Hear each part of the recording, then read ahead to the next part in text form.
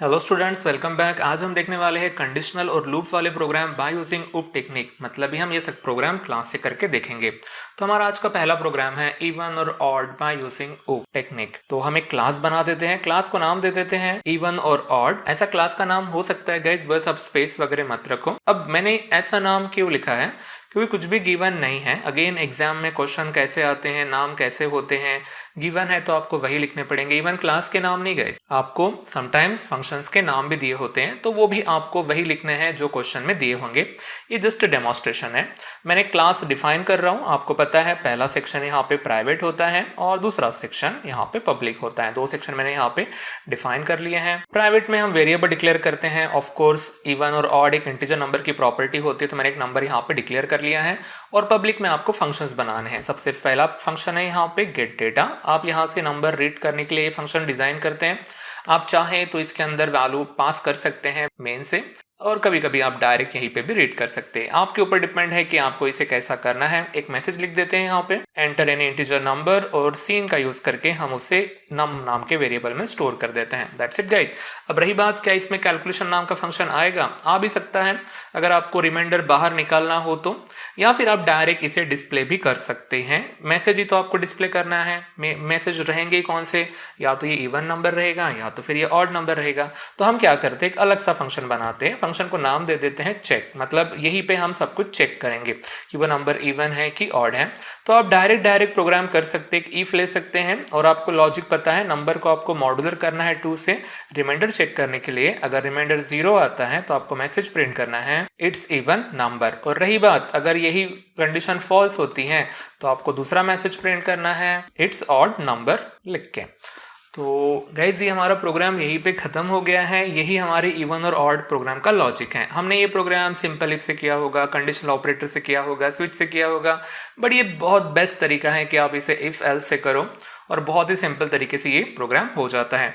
अब रही बात, ये हमारा क्लास रेडी है। किसी ने पूछा ये क्लास क्या करता है, तो ये क्लास चेक करता है कि एंटर्ड नंबर इवन है कि ऑड है। अब आपको इस प्रोग्राम को रन करना है तो आपको किस चीज की जरूरत पड़ेगी, मेन की जरूरत पड़ेगी। तो जल्दी से मेन लिख देते हैं। हम आ गए मेन के ऊपर गाइस। आपको ऑब्जेक्ट बनाना है प्रोग्राम रन करने के लिए। हमारे क्लास का नाम था इवन और ऑड, तो मैंने ऐसा एक हमारा क्लास का नाम लिख लिया। अब इसके सामने जो भी लिखोगे वो उसके ऑब्जेक्ट रहेंगे, यानी कि उसके वेरिएबल हैं। तो ए हमारी ये एक्सेस है, तो ए से आप किसे कॉल करोगे, जो हमारा फंक्शन है। फंक्शन का नाम क्या है गाइस, गेट डेटा। इससे हम वैल्यू रीड करेंगे और चेक नाम के फंक्शन को इसी से कॉल करेंगे और हमारा प्रोग्राम रन हो जाएगा। तो इसे करते हैं कंपाइल, कोई एरर नहीं, और अब इसे करते हैं रन। यूजर के लिए कोई डिफरेंस नहीं। आप 4 एंटर करोगे तो इट्स अ इवन नंबर, और आप अगर यहाँ पे 3 एंटर करोगे तो it's a odd number. That's it guys, हमारा ये प्रोग्राम खत्म हो गया। आपको थीम समझी? कोई भी प्रोग्राम होगा हमारा जहाँ पे आपको चेक करना है कि नंबर इवन है, ऑड है, तो आप ऐसे वाली थीम का आप यूज कर सकते हैं चेक करने वाले प्रोग्राम में। तो इसी थीम का यूज करके आप कोई और भी प्रोग्राम कर सकते हैं, जैसे कि पॉजिटिव, नेगेटिव एंड जीरो वाला प्रोग्राम। बस चेक में आप इसके कोडिंग डाल दो। लीप ईयर और नॉट, आप क्लास का नाम थोड़ा सा चेंज कर दो और चेक नाम के फंक्शन में उसकी कोडिंग लिखो। लार्जेस्ट ऑफ 3 इंटीजर नंबर्स का प्रोग्राम हो, या फिर स्मॉलेस्ट ऑफ या लार्जेस्ट ऑफ 4 इंटीजर नंबर्स का प्रोग्राम हो, और साथ ही साथ में क्वाड्रेटिक इक्वेशन वाला प्रोग्राम भी क्यों ना हो, आप इसी थीम का यूज करके। एक्चुअली प्रोग्राम कुछ अलग नहीं है ना, हम ये सब प्रोग्राम ऑलरेडी पहले ही पढ़ चुके हैं। बस मेथड, टेक्निक अलग है। हम ये सभी प्रोग्राम किससे कर रहे हैं, क्लास से कर रहे हैं। तो आप इसकी जरूर प्रैक्टिस करिएगा। जितनी ज्यादा प्रैक्टिस करोगे उतने आप फैमिलियर होंगे उप और क्लास टेक्निक से, और आपको आगे के थ्योरी टॉपिक उतने ही आसान लगेंगे। तो बढ़ते हैं नेक्स्ट प्रोग्राम की तरफ। प्रोग्राम का नाम है sum of all the digits of any integer number. हम ऐसा प्रोग्राम कर चुके हैं, मतलब हम लूप के प्रोग्राम करके देखने वाले हैं।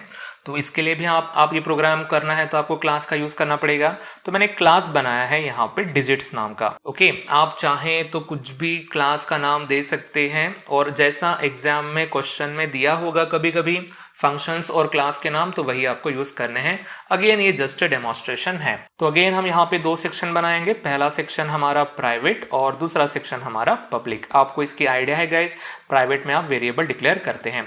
तो मैं एक लॉन्ग नाम का वेरिएबल ले रहा हूँ, हो सकता है नंबर थोड़ा सा बड़ा हो, इसलिए लॉन्ग नंबर। आपको सम करना है तो सम नाम का एक वेरिएबल, और आपको 1 बाय 1 डिजिट सेपरेट करनी है, इसलिए डी नाम का यहाँ पे वेरिएबल। क्या हम सम इज इक्वल टू 0 यहाँ पे कर सकते हैं गाइस? नहीं कर सकते। आपको आइडिया है कि क्लास के अंदर वेरिएबल को आप इनिशियलाइज नहीं कर सकते हैं। अब रही बात पब्लिक में क्या लेना है, आपको यूजर से वैल्यू मांगनी है। तो मैंने गेट डेटा नाम का एक फंक्शन बनाया और यहीं पे इसे मैं डिफाइन कर रहा हूं। आप चाहे तो इसे बाहर भी डिफाइन कर सकते हैं। अगेन प्रीवियस क्लासेस में हमने पढ़ा है कि आप यहाँ पे वैल्यू पास कर सकते हैं, मेन से वैल्यू आप यहाँ पे भेज सकते हैं। अगर आपको वैसा करना हो तो वैसा भी आप कर सकते हैं, या डायरेक्ट यहाँ पे मैसेज लिख सकते हैं एंटर एनी इंटीजर नंबर, ऐसा मैसेज लिख के, और उसके बाद सीन का यूज करके आपने वो वैल्यू यहाँ पे स्टोर कर ली। अब रही बात क्या इसमें कैलकुलेशन वाला पार्ट रहेगा। यस गाइस, आप इसका सम फाइंड कर रहे हैं तो रह सकता है। इवन आपको लगता है कि सब कैलकुलेशन डिस्प्ले नाम के फंक्शन में हो तो वो भी कर सकते हैं आप। और इवन गाइस आप ये गेट डेटा नाम के फंक्शन में भी कैलकुलेशन और डिस्प्ले कर सकते हैं, वो आपके ऊपर डिपेंड है। एग्जाम में कुछ नहीं बोला कि अलग अलग फंक्शन नहीं बनाने हैं, तो एक ही फंक्शन में आप पूरा प्रोग्राम सॉल्व कर सकते हैं। बट मेरी एडवाइस है कि आप अलग अलग फंक्शन में अलग अलग टास्क करो, जितना हो सके उतना। तो हम बनाते हैं एक दूसरा फंक्शन, कैलकुलेशन वाला फंक्शन मैंने यहाँ पे डिक्लेयर कर रहा हूँ और साथ ही साथ उसको मैं यहाँ पे डिफाइन कर रहा हूँ। अब रही बात लॉजिक जो मैंने आपको पढ़ाया है उसी का आपको यहाँ पे यूज करना है। आप फॉर से करो, वाइल से करो, या कोई आपको और लॉजिक आता है तो उससे करो। स्टार्टिंग में सम की वैल्यू रहती है 0। ओके गाइस, आप बोलेंगे इसके सामने इंटीजर या लॉन्ग लिखना है कि नहीं, ये सम यही वाला सम है, तो यहाँ पे आपको फिर से डिक्लेयर करने की जरूरत नहीं है, ये और ये वेरिएबल सेम है। तो जो क्लास के मेंबर्स होते हैं वो दूसरे मेंबर्स को आसानी से एक्सेस कर सकते हैं। बाहर के लोग को डिफिकल्टी जाती है, but with in a class आप कोई भी किसी को भी एक्सेस कर सकता है। तो हम इसे सॉल्व करेंगे वाइल से गाइस। वाइल का लॉजिक बहुत ही सिंपल होता है, शायद आपको याद भी हो गया होगा कि आपको ये चीज कब तक रिपीट करनी है, जब तक नंबर की वैल्यू क्या नहीं हो जाती, 0 नहीं हो जाती है तब तक। तो डिजिट सेपरेट कैसे करते हैं, थोड़ा सा मैं नीचे आता हूं। तो डिजिट सेपरेट कैसे करते हैं, d is equal to number को मॉडुलर करो 10 से। मैंने ये लॉजिक ऑलरेडी आपको समझाया है, आपने इसके पहले भी इसे पढ़ा ही होगा 11th में, तो इसके ऊपर हम इतना टाइम अब इन्वेस्ट नहीं करते हैं। जैसे डिजिट सेपरेट हो जाए इस सम नाम के वेरिएबल में, उसको उसे ऐड कर दो और आपको नंबर को कर देना है छोटा। तो number is equal to number divide by 10। Okay, that's it, हमारा लॉजिक खत्म। तो क्या होगा पता है, जब ये पूरा प्रोग्राम मतलब ये कैलकुलेशन नाम का फंक्शन जब भी कॉल होगा, ये सम में पूरे डिजिट्स का सम हो जाएगा। अब रही बात आपको इस आंसर को डिस्प्ले करना है। अगर आपको जल्दी है तो आप इस कैलकुलेशन में वाइल के बाहर भी उसे डिस्प्ले कर सकते हैं, या मेरे तरीके से आप यहाँ पे एक डिस्प्ले नाम का फंक्शन बना सकते हैं और वहां पे आप मैसेज यहाँ पे लिख सकते हैं। तो सी आउट का आपको यूज करना है और मैसेज लिखना है sum of all the digits is equal to, और आंसर कहाँ पे स्टोर है, हमारा सम में स्टोर है। दैट्स इट गाइस, हमारा क्लास यहाँ पे रेडी है। अब क्लास हो गया है तो आपको पता है सिर्फ क्लास लिखने से आपको पूरे मार्क्स नहीं मिलते हैं जब तक आप इसमें मेन ना लिखो। विदाउट मेन प्रोग्राम रन होता है क्या, नहीं, और ये हमेशा आपको ध्यान में रखना है। अगर मेन भूल जाओ तो एग्जाम में आपके 2 मार्क्स डिडक्ट हो सकते हैं। तो हमेशा ध्यान रखना कि जैसे ही क्लास खत्म हो जाए आपको मेन लिखना है। हम आ गए मेन की तरफ, बॉटम में हमने मेन लिखा है। जो भी हमारे क्लास का नाम होगा वो लिखो आप, और उसके बाद एक वेरिएबल डिक्लेयर कर दो। ऐसा डी नाम का वेरिएबल भी हम ले सकते हैं। डी से किसे कॉल करोगे आप, गेट डेटा नाम फंक्शन को कॉल करोगे, और कॉलिंग तो बहुत ही सिंपल होती है। दूसरा कॉल कहां पे जाएगा गाइस, कैलकुलेशन नाम के फंक्शन में जाएगा, और तीसरा कॉल जाएगा हमारा डिस्प्ले नाम के फंक्शन में। देखो आप वहां पे डिक्लेयर डिफाइन करते समय आप सीक्वेंस चेंज कर सकते हैं क्लास के अंदर, बट जब कॉलिंग करनी है तो आपको प्रॉपरली फंक्शन को कॉल करना है। तो गेट डेटा का स्पेलिंग मिस्टेक लग रही है तो मैं ठीक कर देता हूं यहाँ पे गेट डेटा। तो इसे करते हैं कंपाइल, आप देख सकते हैं कोई एरर नहीं, बट एक वार्निंग है, और वार्निंग को आप ये वाले इग्नोर कर सकते हैं क्योंकि हमने वाइल की जो कोडिंग है वो इनसाइड द क्लास लिखी है, तो वो बोलते हैं कि वो एक्सपांडेड इनलाइन फंक्शन वगैरह नहीं है, तो आपको उस पर उतना फिलहाल केयर करने की उतनी आपको जरूरत नहीं है, उसे आप इग्नोर कर सकते हैं और डायरेक्ट आप इसे अब रन कर सकते हैं। मैंने 1 2 3, तो आप पता है इसका आंसर 6 आना चाहिए, तो आप देख सकते हैं sum of all the digits is equal to 6 करके ऐसा आंसर आया है। आप कोई भी बड़ा सा नंबर एंटर कर सकते हैं रैंडम जो रेंज में हो, और आपके सामने उसके आंसर प्रिंट हो जाएंगे। तो ये था हमारा छोटा सा program sum of all the digits का। एक बार एग्जाम में ये आ चुका है। इसी थीम के ऊपर बहुत सारे प्रोग्राम है गाइस, थोड़ा सा उनके बारे में देखते हैं। जैसे कि ये program reverse of any integer number, palindrome number और नॉट, आर्मस्ट्रांग नंबर और नॉट। आपके पास एक थीम है जिसमें आपने sum of all the digits का प्रोग्राम किया है।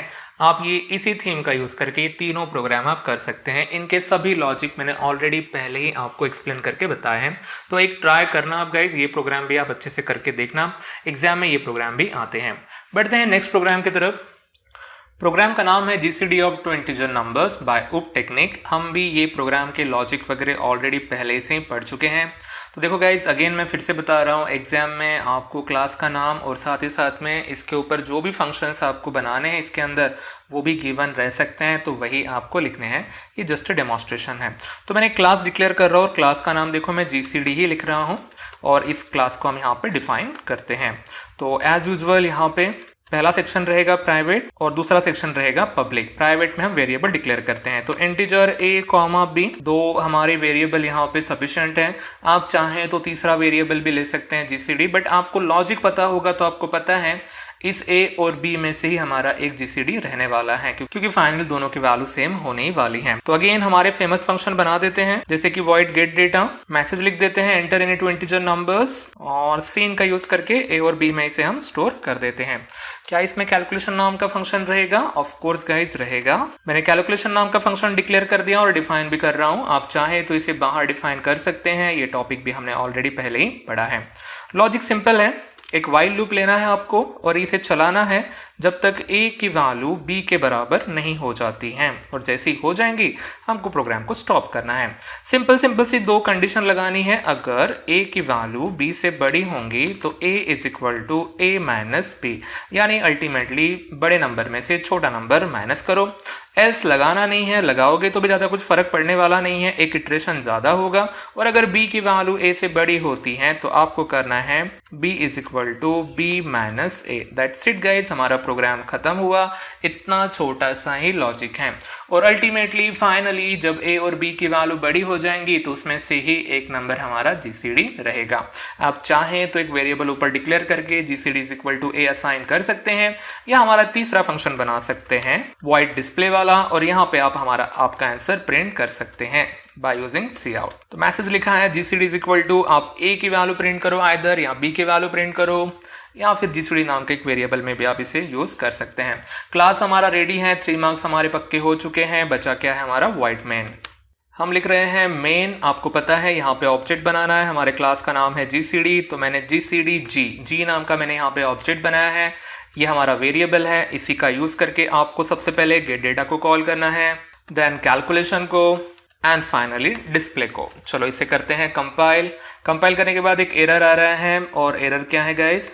Calculation is not a member of GCD. थोड़ी सी स्पेलिंग मिस्टेक हुई है यहाँ पे। कैलकुलेशन ठीक है, मतलब वहां पे स्पेलिंग मिस्टेक हमारी से हुई है। देखो कैलकुलेशन करते समय ए यहाँ पे आ गया था, आप इसे यहाँ पे ए लिख दो। स्पेलिंग मैच होनी चाहिए दोनों जगह पे। अब करते हैं कंपाइल। आपको तो मैंने बताया है वार्निंग को आपको थोड़ा सा इग्नोर करना है, और जैसे रन करते हैं तो आप देख सकते हैं 20 और 10 का जीसीडी क्या आना चाहिए? 10 आना चाहिए। तो आप देख सकते हो जीसीडी इक्वल टू 10 यहाँ पे आया है। दो प्राइम नंबर अगर आप एंटर करते हैं गाइस तो जीसीडी 1 आना चाहिए, 1 भी आ रहा है। आप इसमें कुछ नए नंबर भी ले सकते हैं, थोड़े से बड़े से नंबर भी आप यहाँ पे टेस्ट कर सकते हैं, जैसे इनका जीसीडी भी 1 ही आया है। तो ये प्रोग्राम हम ऑलरेडी पहले ही और आपने 11th में भी इसको हमने स्टडी कर चुके होंगे। तो ये 5 मार्क्स के लिए आते हैं, और देखो गाइस ये बहुत इजी प्रोग्राम होते हैं और मैं नहीं चाहता कि इसके ऊपर आपके मार्क्स लूज हों।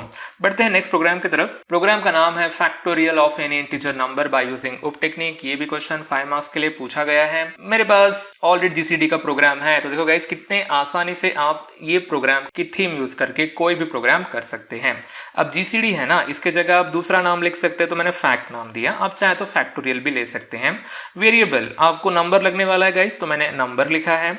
और आपको प्रोडक्ट फाइंड करना पड़ता है फैक्टोरियल में, तो आपने प्रोडक्ट यहाँ पे लिखा है। अगेन क्या आप यहाँ पे इज इक्वल टू 1 लिख सकते हैं? नहीं लिख सकते हैं। ओके गाइस, गेट डेटा में क्या मैसेज लिखोगे? एंटर एनी 2 की जगह एंटर एनी इंटीजर नंबर्स। ऐसा हम यहाँ से हटा देंगे।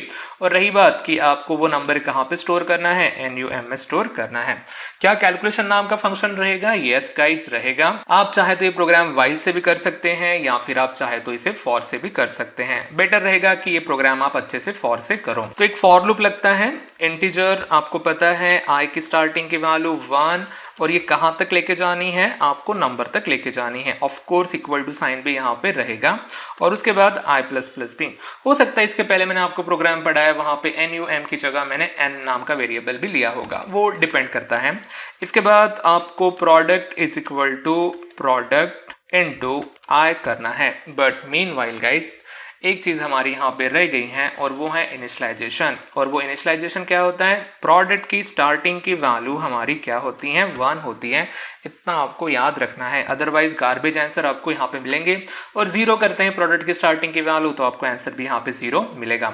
अब रही बात जीसीडी तो नहीं है हमारा कैलकुलेशन, तो आपको यहाँ पे फैक्टोरियल ऐसा मैसेज लिख सकते हैं और आंसर कहाँ पे स्टोर है, प्रोडक्ट में, तो आप यहाँ पे प्रोडक्ट नाम के वेरिएबल को जिक्र कर दो।